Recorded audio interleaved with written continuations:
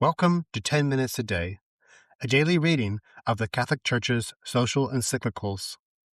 We interrupt the planned progression of the documents to bring you Magnifica Humanitas, the brand new encyclical of Pope Leo XIV on safeguarding the human person in the time of artificial intelligence.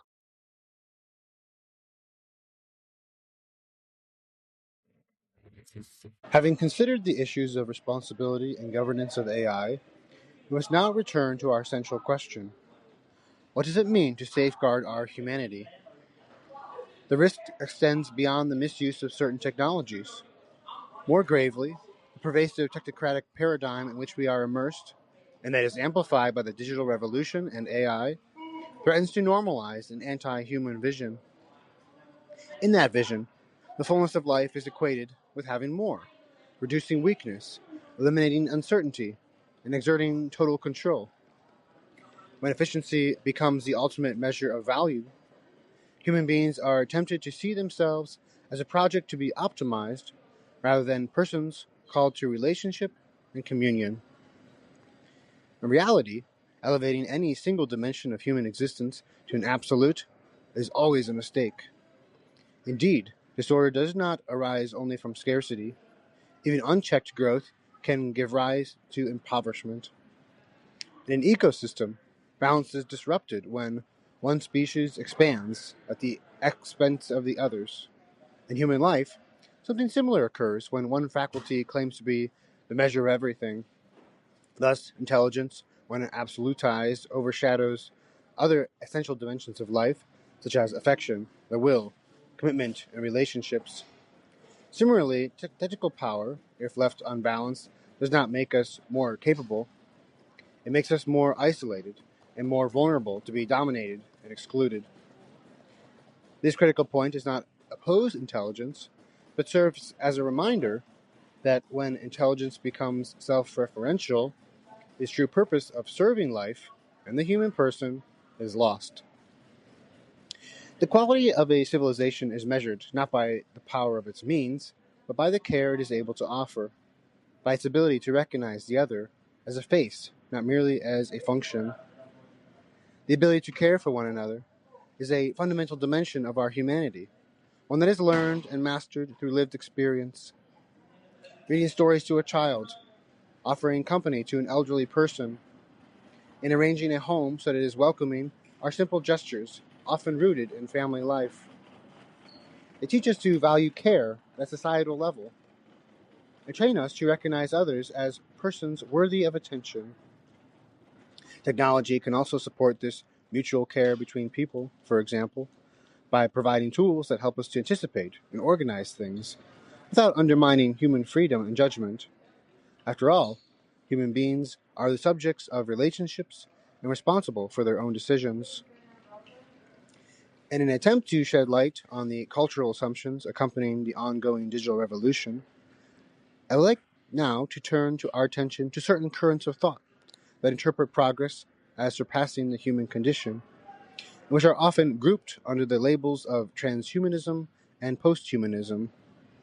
These perspectives form the ideological background present in some centers of technological power and occupy the collective imagination in a simplified form, especially in the media and on social networks. They tend to foster enthusiasm for new technologies through a futuristic vision of an enhanced human being or a human-machine hybrid.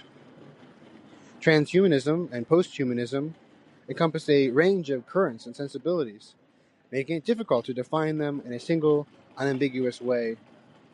They can be likened to an archipelago of conceptual islands, distinct yet connected by a common sea of assumptions, namely the central role of technology and the aspiration to transcend the limits of the human condition.